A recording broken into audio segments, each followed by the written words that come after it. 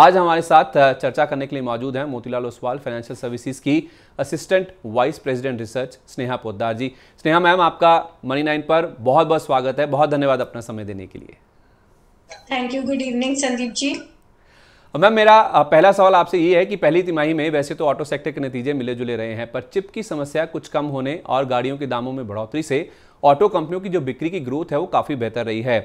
आने वाले महीनों के लिए शादियों त्योहारों के जो सीज़न आने वाले हैं उसके मद्देनज़र बिक्री के ट्रेंड को लेकर आपका क्या अंदाज़ है, खासकर अगर हम 2 व्हीलर पैसेंजर व्हीकल और कमर्शियल व्हीकल की बात करें तो?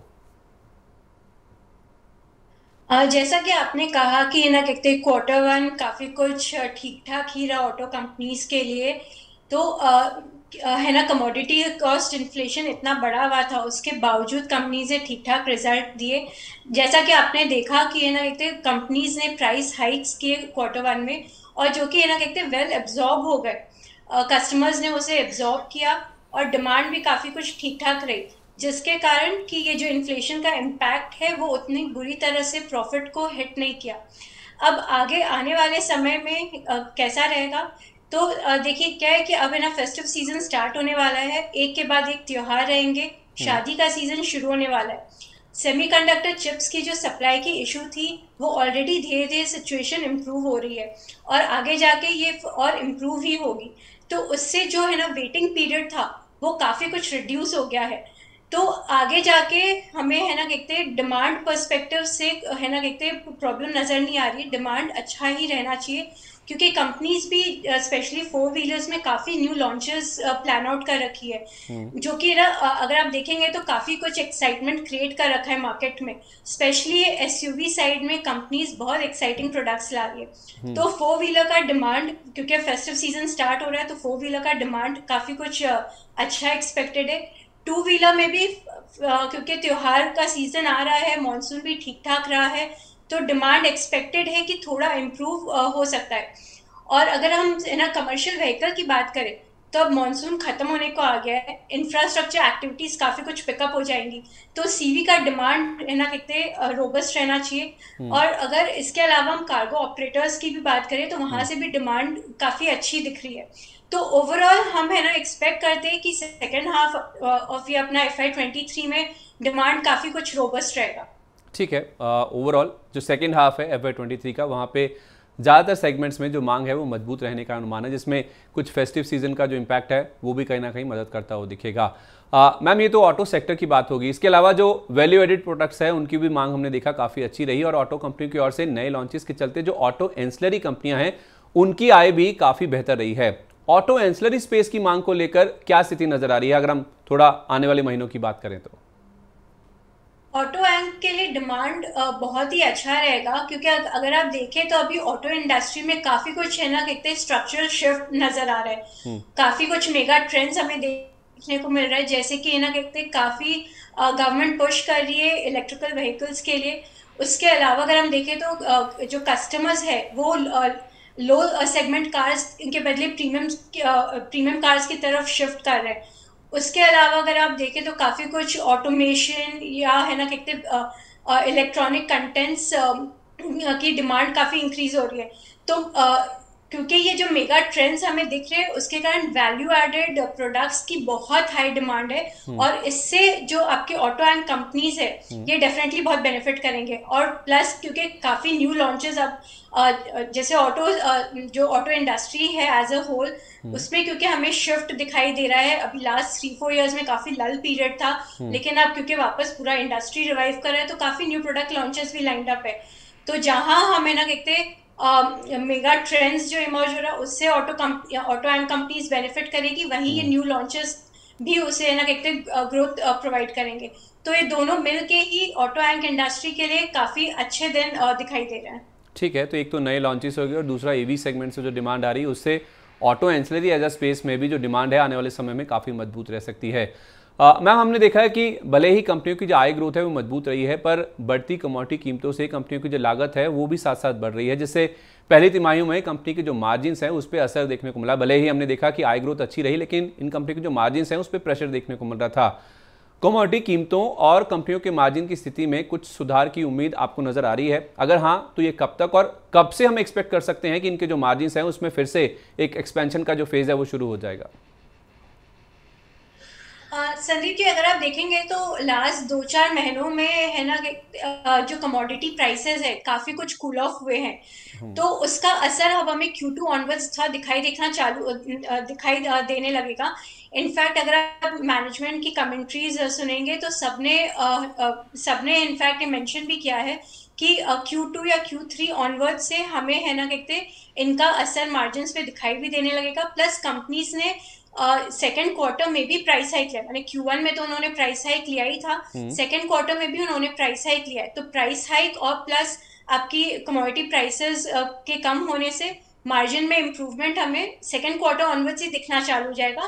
फुल इम्पैक्ट हमें Q3 ऑनवर्ड से दिखेगा, बट Q2 में भी हमें थोड़ा इंप्रूवमेंट जरूर दिखाई देगा। ओके, तो एक तो ये कंपनियां प्राइस हाइक्स ले रही हैं और साथ ही साथ कुछ कमोडिटी कीमतों में धीरे धीरे जो कमी आ रही है, इन दोनों का जो इम्पैक्ट है वो इसी तिमाही से यानी दूसरी तिमाही से वित्त वर्ष 2023 की मार्जिन्स के तौर पे इंप्रूवमेंट के तौर पे नजर आने लगेगा और पूरा असर जो है वो तीसरी तिमाही से आना शुरू होगा, ऐसा हमें स्नेहा मैम बता रही है। अच्छा मैम, पहली तिमाही में ऑटो और ऑटो एंसिलरी कंपनियों ने ईवी के जो प्रोडक्ट डेवलपमेंट और जो क्षमता विस्तार है उस पर भी निवेश की घोषणा की है। सरकारी सब्सिडी से जुड़ी रियायतों और इंफ्रा पर खर्च से ईवीज की मांग पहली तिमाही में काफी मजबूत रही है। ये जो ईवीज की तरफ ट्रांजिशन हो रहा है इस पूरे सेक्टर में, उसे आप कैसे देखती हैं दोनों के लिए, चाहे आप ऑटो एज अ ओईएम्स की बात करें या तो फिर ऑटो एंसिलरी स्पेस, दोनों के लिहाज से जो शिफ्ट हो रहा है, जो ट्रांजिशन है, उसे आप कैसे रीड कर रही हैं? ये ट्रांजिशन एक्चुअली बहुत बड़ी अपॉर्चुनिटी है पूरे ऑटो इंडस्ट्री के लिए। अगर आप देखेंगे तो गवर्नमेंट ने बहुत एग्रेसिव टारगेट सेट किया है। 2030 गवर्नमेंट का मानना है कि ऑलमोस्ट 80% व्हीकल्स इलेक्ट्रिक व्हीकल्स की तरफ शिफ्ट हो जानी चाहिए। तो ये टारगेट काफी अग्रेसिव है, पर अगर इसका 50% भी अचीव हो जाए तो ये बहुत बड़ी एक्चुअली अपॉर्चुनिटी रहेगी पूरे इंडस्ट्री के लिए। इनफैक्ट अगर आप देखें तो गवर्नमेंट ने काफी सारे सब्सिडीज वगैरह भी अनाउंस की है और कंपनियां भी काफी केपेक्स अनाउंस कर रही है इस सेगमेंट को टैप करने के लिए। तो डेफिनेटली ये एक बहुत बड़ा एक अपॉर्चुनिटी है इंडस्ट्री के लिए, और अगर है ना कंपनीज इसको अचीव कर पाए तो डेफिनेटली है ना कहते इससे प्रॉफिट को बहुत बड़ा फायदा होगा।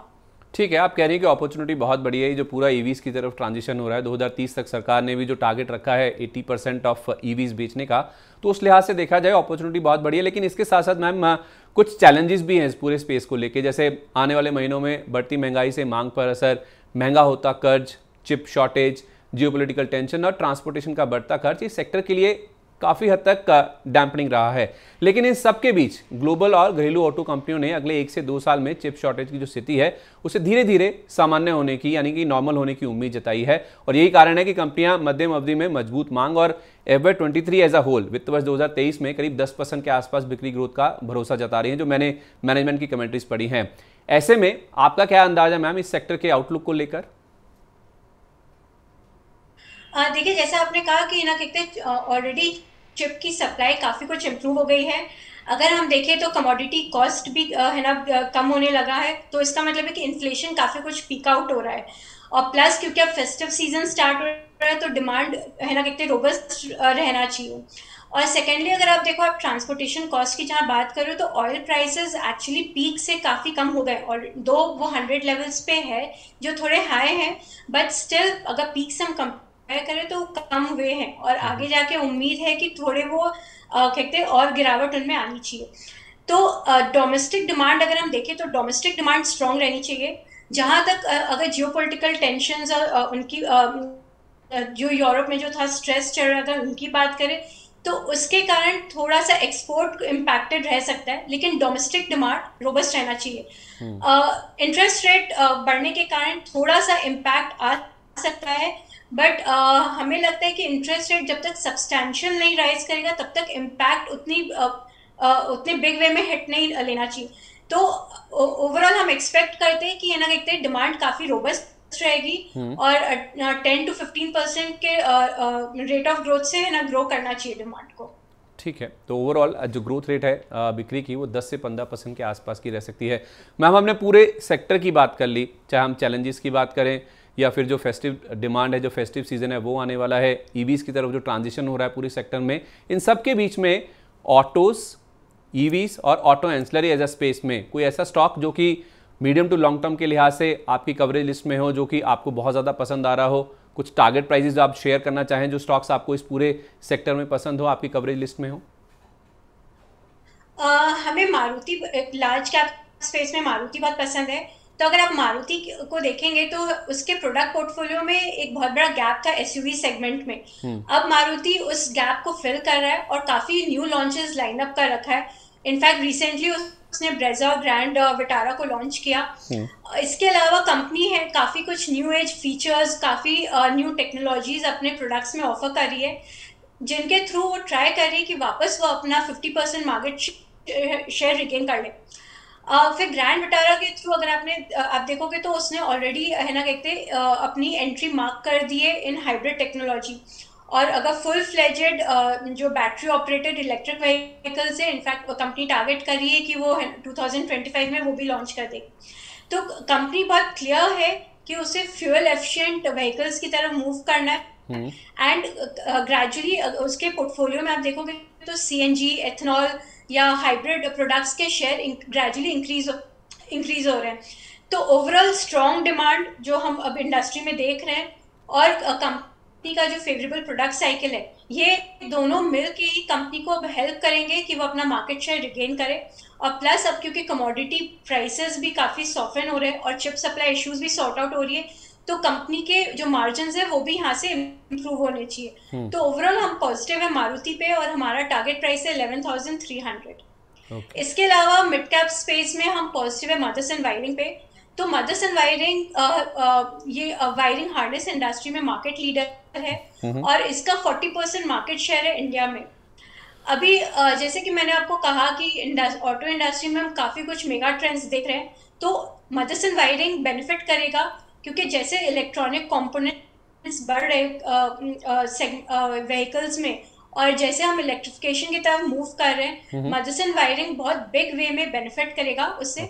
और इसके लिए हम काफी पॉजिटिव है इस कंपनी पे और हमारा टारगेट प्राइस है 95। ओके, तो ईवीज में जो ट्रांजिशन हो रहा है उसके बेसिस पे मदरसन वायरिंग एक कंपनी है जो कि स्नेहा मैम बता रही हैं कि मोतीलाल ओसवाल को एज अ हाउस काफ़ी ज़्यादा पसंद है। 95 रुपीज़ का टारगेट है इसका मीडियम टू लॉन्ग टर्म का। और उसके साथ साथ मारुति सुजुकी यहाँ पे 11,300 रुपये के लक्ष्य के साथ आप खरीदारी कर सकते हैं।